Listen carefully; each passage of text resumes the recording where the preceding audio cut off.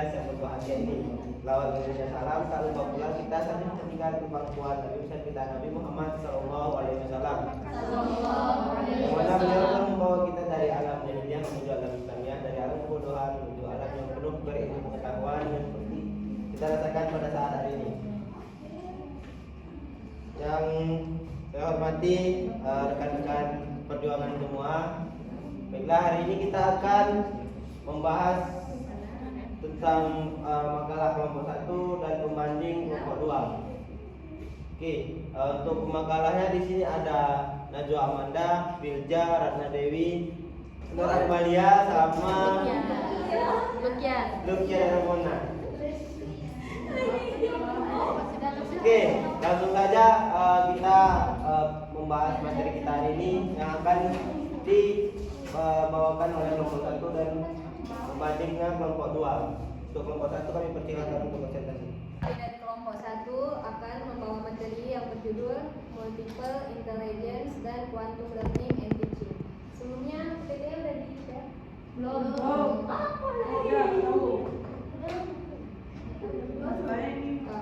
Baik, langsung saja ke pengertian. Jadi multiple intelligence atau kecerdasan majemuk adalah teori yang dikemukakan oleh Howard Gardner yang menyatakan bahwa setiap orang memiliki berbagai jenis kecerdasan, bukan hanya satu jenis kecerdasan tunggal yang disebut dengan IQ. Teori ini menekankan bahwa kecerdasan berbeda-beda pada setiap individu dan dapat dikembangkan melalui latihan serta cara belajar yang beragam. Tes IQ tradisional berfokus pada kecerdasan logis dan linguistik, sedangkan teori multiple intelligence mengakui 8 atau 9 jenis kecerdasan yang berbeda. Kemudian pengukuran IQ diukur melalui tes standar yang menghasilkan skor numerik, sementara multiple intelligence lebih sering diukur melalui observasi, studi dokumentasi, dan melihat proses pemecahan masalah serta kreativitas seseorang. Kemudian implikasi pemahaman multiple intelligence mendorong pendidik untuk menggunakan beragam metode pengajar agar sesuai dengan gaya belajar yang berbeda, dan orang tua untuk mengenali potensi anak yang unik tanpa membatasi hanya pada nilai akademik, seperti contoh Thomas Edison yang dianggap memiliki IQ rendah namun menjadi ilmuwan hebat. Selanjutnya jenis-jenis kecerdasan. Yang pertama ada kecerdasan linguistik, yaitu kemampuan berbahasa dan verbal. Yang kedua kecerdasan logis matematis, kemampuan bernalar, memecahkan masalah logika dan matematika. Dan yang ketiga kecerdasan spasial visual, yaitu kemampuan untuk memikirkan dan membayangkan objek dalam ruang. Yang keempat kecerdasan kinestetik tubuh, yaitu kemampuan menggunakan tubuh secara terampil untuk berekspresi dan melakukan gerakan. Yang kelima kecerdasan musikal, yaitu kemampuan untuk merasakan, menciptakan, dan memahami ritme, nada, dan melodi. Dan yang keenam kecerdasan interpersonal, yaitu kemampuan untuk memahami, berinteraksi, dan menjalin hubungan baik dengan orang lain. Yang ketujuh kecerdasan intrapersonal, kemampuan untuk memahami diri sendiri, perasaan, dan motivasi. Dan yang terakhir kecerdasan naturalis, yaitu kemampuan yang memahami dan mengkategorikan objek atau fenomena di alam. Baik, selanjutnya manfaat akan dilanjutkan oleh makalah selanjutnya. Adapun manfaat intelligence linguistik yaitu membantu menyesuaikan metode belajar yang sesuai dengan jenis kecerdasan yang dominan. Misalnya seperti mengurangi tekanan belajar atau pekerjaan, karena seseorang tidak perlu lagi memaksakan diri untuk unggul di semua bidang. Kemudian meningkatkan kepercayaan diri dan kenyamanan dalam beraktivitas, karena seorang bisa fokus pada kelebihan masing-masing, membantu memilih karir yang sesuai dengan potensi diri dan jenis multiple intelligence yang dimiliki. Adapun tujuannya yaitu agar pendidikan dapat mengenali dan mengembangkan potensi unik setiap siswa, bukan hanya menilai mereka dari ujian atau nilai akademik semata. Namun, dengan memahami berbagai jenis kecerdasan, guru dapat memilih metode belajar yang lebih bervariasi dan sesuai dengan karakter siswa. Kemudian ada quantum learning and teaching. Quantum learning adalah suatu pendekatan pembelajaran yang berfokus pada bagaimana menciptakan pengalaman belajar yang menyenangkan, bermakna, dan efektif. Pendekatan ini dikembangkan oleh Bobby DePorter bersama rekan-rekannya, terinspirasi dari teori accelerated learning yang ditemukan oleh Dr. Richard Lozanov, yaitu seorang psikolog pendidikan dari Bulgaria. Istilah kuantum diambil dari fisika yang berarti perubahan energi dalam jumlah besar secara cepat, menggambarkan bahwa pembelajaran seharusnya menimbulkan perubahan positif dan signifikan pada diri siswa, baik dari segi pengetahuan, sikap maupun motivasi. Kemudian konsep utama akan dilanjutkan oleh pemaparan selanjutnya. Konsep utama yaitu quantum learning menekankan bahwa keberhasilan belajar tidak hanya ditentukan oleh materi belajar, tetapi juga cara menyampaikan guru sesuai emosional dan sosial kelas dan keterlibatan aktif siswa dalam proses belajar. Dengan kata lain, pembelajaran yang efektif adalah pembelajaran yang menyentuh pikiran sekaligus perasaan siswa.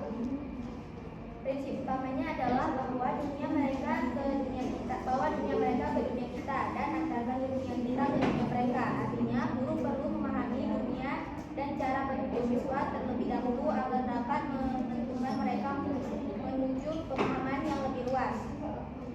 Tujuan quantum learning yaitu meningkatkan motivasi dan keaktifan siswa, menciptakan suasana belajar yang positif, menyenangkan dan aman, menjadikan guru sebagai fasilitator dan pembimbing, bukan hanya menyampaikan informasi, mendorong pembelajaran bermakna yang dapat diterapkan dalam kehidupan nyata. Prinsip-prinsip quantum learning yaitu berdasarkan beberapa prinsip dasar. Yang pertama ada belajar melibatkan seluruh pikiran dan tubuh, bukan hanya otak tetapi juga emosi dan fisik.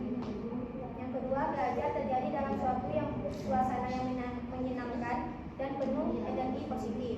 Yang ketiga, setiap siswa memiliki potensi dan cara belajar yang berbeda. Yang keempat, guru dan siswa adalah mitra belajar, bukan hubungan satu arah. Yang kelima, aspirasi dan menghargai penting untuk membangun kepercayaan diri siswa. Dan selanjutnya di sini yaitu ada relevansi quantum learning. Quantum learning sangat relevan dengan pendidikan modern dan konsep merdeka belajar karena yaitu untuk mendorong pembelajaran aktif dan menyenangkan, untuk menghargai perbedaan potensi setiap siswa, menumbuhkan rasa percaya diri, kemandirian dan kreativitas. Di sini yaitu ada kesimpulan quantum learning. Quantum learning and teaching bukan sekadar metode, tetapi filosofi pembelajaran humanistik yang menempatkan siswa sebagai pusat proses belajar. Melalui pendekatan ini, guru diharapkan menciptakan kelas yang inspiratif, kolaboratif, dan penuh makna. Sehingga siswa bukan hanya tahu apa yang dipelajari, tetapi juga mengapa dan bagaimana belajar itu penting. Dari sini itu ada hubungan multiple intelligence dan quantum learning and teaching. Yang pertama yaitu ada keterkaitan konseptual teori multi intelligence atau MI oleh Howard Gardner dan pendekatan quantum learning and teaching oleh Bobby DePorter memiliki hubungan yang sangat erat dan saling melengkapi. Multi intelligence menjelaskan apa yang perlu dikembangkan dalam diri siswa, yaitu berbagai potensi kecerdasan. Quantum learning menjelaskan bagaimana cara mengembangkan potensi-potensi itu melalui strategi pembelajaran yang menyenangkan, interaktif, dan bermakna. Dengan melakukan keduanya, pembelajaran menjadi berpusat pada siswa, yaitu student centered learning dan menghargai keunikan setiap individu.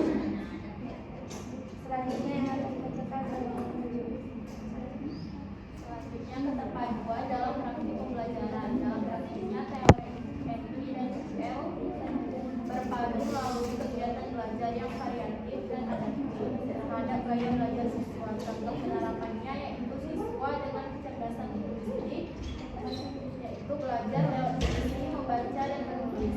Siswa dengan kecerdasan kinestetik memahami konsep melalui simulasi dan eksperimen. Siswa dengan kecerdasan musikal yaitu mengingat pelajaran melalui lagu atau ritme. Siswa dengan kecerdasan spasial memahami ide melalui gambar, peta konsep atau visualisasi. Yang ketiga, kesamaan nilai filosofis. Kedua konsep ini sama-sama berlandaskan pendidikan humanistik, yaitu memandang peserta didik sebagai manusia utuh yang memiliki potensi beragam, bukan sekadar penerima informasi.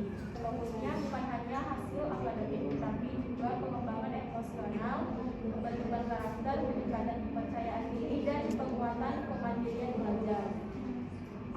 Selanjutnya adalah relevansi dengan pendidikan modern. Sinergi MI dan IL sangat cocok dengan paradigma pendidikan saat ini, terutama Merdeka Belajar. Keduanya menekankan kebebasan siswa dalam memilih cara belajar, penghargaan terhadap keunikan individu, dan penciptaan lingkungan belajar yang fleksibel dan bermakna. Jadi kesimpulannya, hubungan antara multiple intelligence dan quantum learning dan teaching bersifat komplementer dan sinergis. Multiple intelligence memberi dasar teoritis tentang keragaman potensi manusia. Quantum learning and teaching memberi metode praktis untuk mengembangkan potensi itu melalui pembelajaran aktif. Keduanya membantu menciptakan sistem pendidikan yang menyenangkan, humanistik, dan berdaya guna, serta menghasilkan peserta didik yang cerdas, kreatif, berkarakter, dan siap menghadapi tantangan abad ke-21. Mana? Sudah selesai? Oke, baik. Baik, terima kasih kepada pemateri telah menjelaskan materi kita hari ini. Kepada kelas selanjutnya itu ada saya berikan waktu untuk membandingkan apa kekurangan dari makalah tersebut, apa kekurangan dari mereka yang menjelaskan. Kepada pembanding kami persilakan. Assalamualaikum warahmatullahi wabarakatuh. Waalaikumsalam warahmatullahi wabarakatuh. Jadi di sini kami dari kelompok 2 sebagai pembanding dari kelompok 1 yang telah mempresentasikan makalah berjudul Multiple Intelligence dan Quantum Learning and Teaching. Pertama-tama saya ingin mengapresiasi kepada kelompok 1 atas penyajian makalah yang sangat komprehensif, runtun dan penuh referensi ilmiah. Materi yang dibahas relevan dengan konteks pendidikan modern dan berorientasi pada potensi siswa secara menyeluruh. Namun sebagai pembanding, izinkan saya menyampaikan beberapa catatan kritis dan saran konstruktif terhadap makalah ini. Makalah ini sudah sangat baik dalam menjelaskan hubungan antara teori multiple intelligence dan Howard Gardner dengan pendekatan quantum learning dari Bobby Potter. Integrasi keduanya dijelaskan secara logis dan mudah dipahami. Saya akan melanjutkan dan sedikit mengkritik untuk kelompok 1. Nah, tadi kan sudah yang mana dijelasin dari quantum learning benar ya. Jadi kurangnya menampilkan tadi contoh dari empiris atau konteks lokal dari quantum learning. Jadi di halaman 7 tadi bisa ditambahkan contohnya gitu.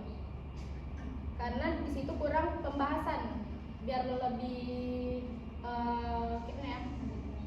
Nah, dari multi-intelligence di sekolah Indonesia misalnya pada jenjang MI atau SD agar pembahasan lebih kontekstual dan tidak hanya teoritis saja. Terima kasih kepada kelompok 2 sebagai pembanding yang dimana mereka sudah memberikan pujian pada kami atau kritik. Ya, kritiknya itu berupa sarannya berupa contoh ya di makalah kami yang di halaman 7.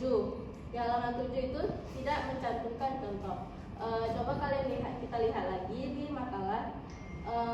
Dia di halaman 11. Di halaman 11 itu ada kata-kata implementasi praktis dari tahapan tumbukan dapat diwujudkan melalui berbagai strategi. Nah, implementasi itu bisa kita terapkan di dalam materi itu. Bisa kita dijadikan contoh pembelajarannya.